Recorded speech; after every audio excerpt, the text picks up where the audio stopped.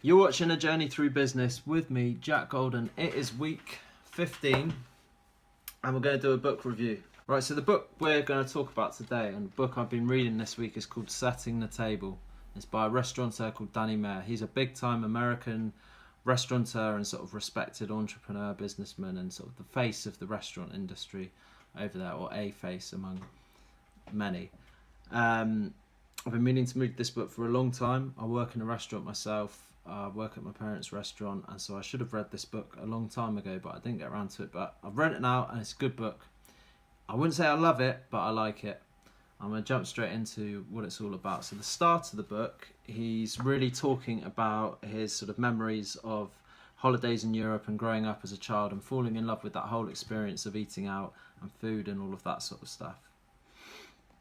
He also talks about his father a lot. His father was a hotelier and quite a flamboyant character, very sort of energetic, and his father was over expanding his business and it all fell apart for him.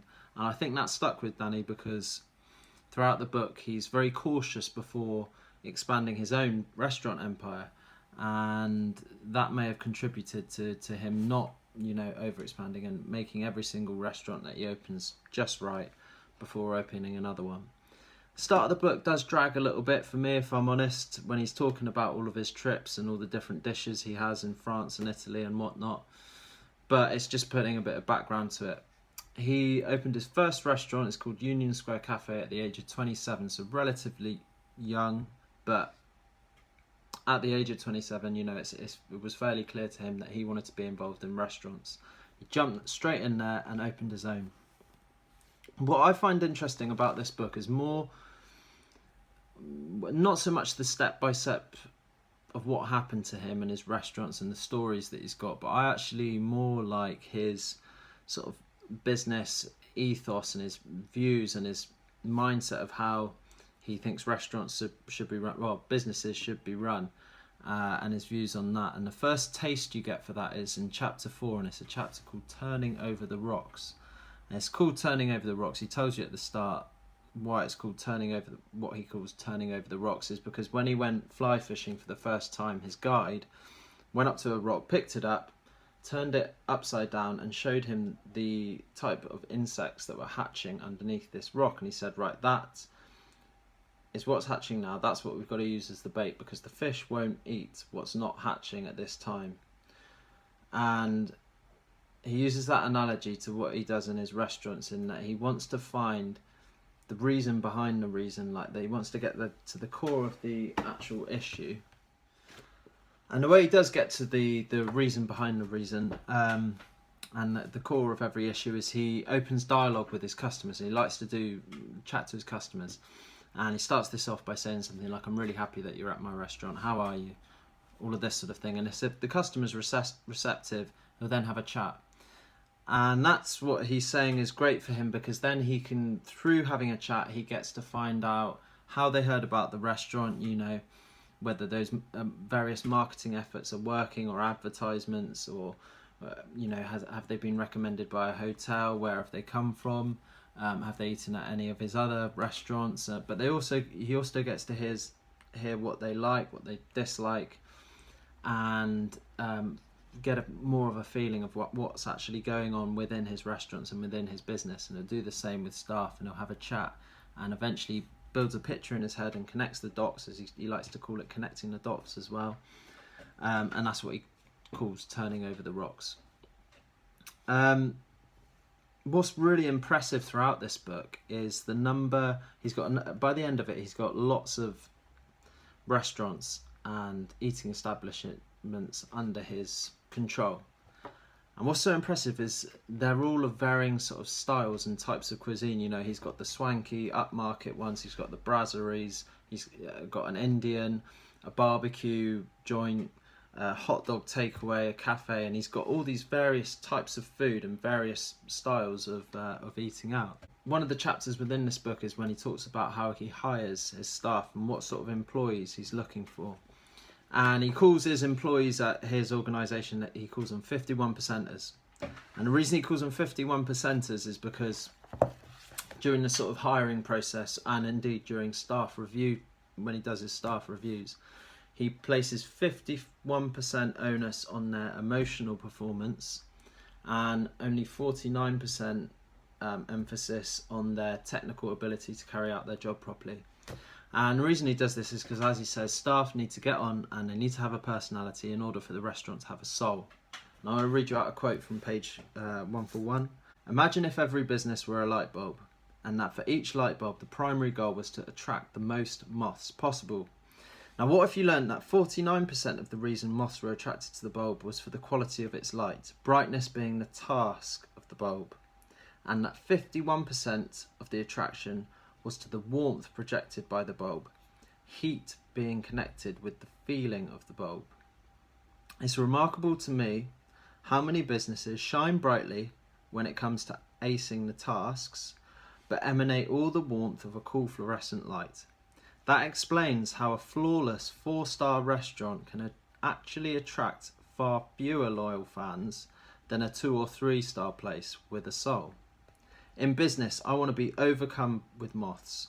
Our staff must be like a scintillating string of 100-watt light bulbs whose product is the sum of 51% feeling and 49% task. I'd like to think that at the Circus restaurant where I work, we're renowned for the quality of the staff that we employ, and people always say, the staff are great, and I think we do have a fantastic team. In trying to think up how to have the best staff working at a restaurant, we first thought, what sort of restaurant and what sort of employer do we have to become in order to then attract the right sort of staff? And parts of this chapter on hiring staff that Danny Meyer is talking about, I would like to think are similar to our approach to hiring staff at the restaurant where I work. Another chapter in this that jumped out at me was called Constant Gentle Pressure, and this is what Danny Meyer describes as his managerial style towards his sort of top tier level of staff. It's constant gentle pressure. And he talks about a story from when he was talking to one of his mentors, and he was venting a lot of frustration to this mentor, saying, I can't believe the staff aren't doing exactly what I tell them to do. They don't have my same level of commitment to being excellent and my same sort of standards, and I'm really frustrated by it. And the mentor said, look, I'm going to teach you something right here. And they were sitting at a restaurant when his mentor did this, and his mentor took a salt shaker and he said, right, place this salt shaker in the centre of the table. So Danny Meyer puts it at the centre. His mentor says, are you sure that's the absolute centre of the table? He says, yeah, I'm sure. He takes it, his mentor takes it and moves it a couple of inches just off centre. He said, right, place it in the centre again. Danny places it in the centre again. His mentor again moves it slightly off, this time in a different direction. He says, right, is that the centre? Danny said, no, that's not the centre. He puts it in the centre. His mentor moves it again. He said, is that the centre? Danny Meyer moves it back to the centre. And then finally his mentor says, look, your staff, your employees, and maybe your customers as well will be constantly moving your salt shaker off the centre. It's not your job to get pissed off with that and get frustrated, but it's just your job to keep putting it back in the centre. The centre represents your level of excellence and your expectations and what you want to achieve. It's like that saying, people don't always need to be taught as much as they do just reminded. And I really like this sort of analogy, and this was actually pointed out to me by one of my mates who's also reading this book. And there's also, what's interesting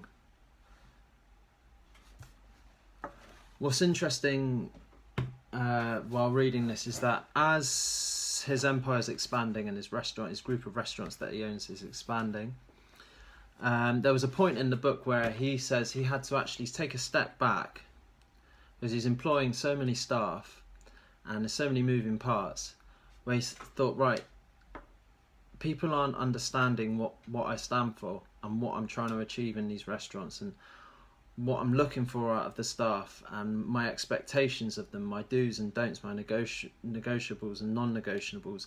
I need to actually get all of this down on paper so that we've got a set of principles to work off. And so he actually takes time out to get all of that written down, and then retrains the staff on saying, this is what we expect, this is what we want to be, this is what we need you to be.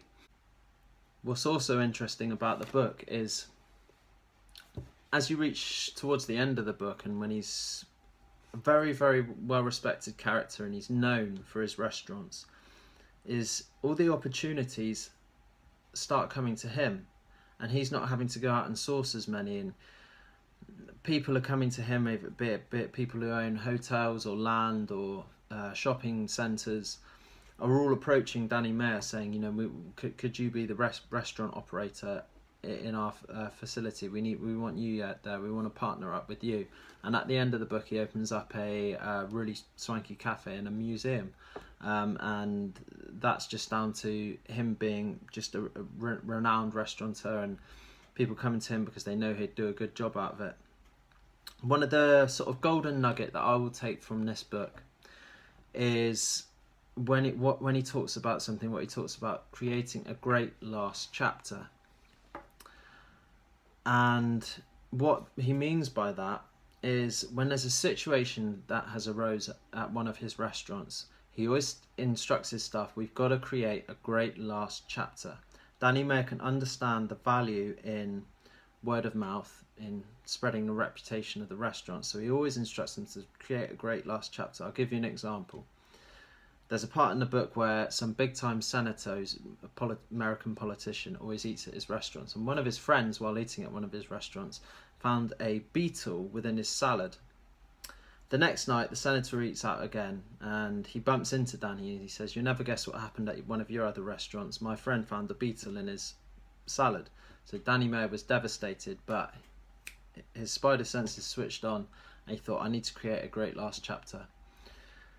So he instructed one of his staff to, when presenting the salad that the senator ordered, he said, I want you to put a note over the salad, and I want you to just write Ringo. And then the waiter goes over and places the salad down. It says Ringo on it, and he instructed the waiter to say, Danny wants you to know that he can also give you a beetle in your salad, or something like that, words to that effect. Then that senator laughs, and obviously he's going to tell all of his friends, but this time, instead of telling the story to his friends about how his friend had a beetle in his salad and how the restaurant has poor sort of salad checking qualities or whatever, food hygiene, he's in fact telling the funny story about how the restaurateur's got a sense of humour. He put it all right, and he wrote Ringo in his salad. It's a play on member of the band, the Beatles. There's other examples in this book of where his staff go above. He instructs his staff to go above and beyond what their job role is, and there's a good example in here. In one of his restaurants, the lady arrives for lunch and she's all flustered and stressed because she's left her purse in the taxi that she got to the restaurant. The staff sit her down and say, look ma'am, don't worry, relax, we're going to contact the taxi firm, have your lunch. If you can't pay today, we trust you to come back and pay another day.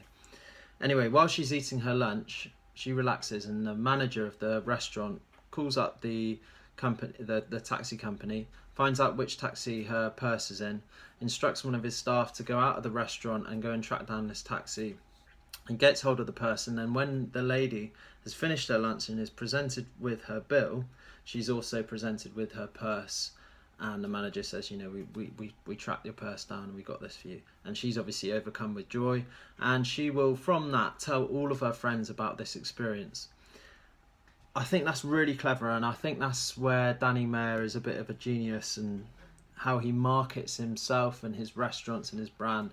And he can see the value in word of mouth. And he creates fantastic great last chapters and great stories for his customers to then spread among all of their friends, and then obviously they'll want to check out his restaurants as well. Not much of the rest. I've not got much else to say about this book. I have liked it, but as I said, I didn't love it, and not much else in the book really jumped out at me, if I'm honest. I felt like some of it was slightly dated, but then I looked at the front page and found out that this was first published in 2006. So it's over 12 years old now. And so some of the principles and concepts that he's talking about here, like, training the staff loads, giving them more than just a pay packet, and encouraging them and getting the best out of staff and adding a social aspect to your business. And he talks a lot in here about if businesses help their communities, that can actually help the business as well.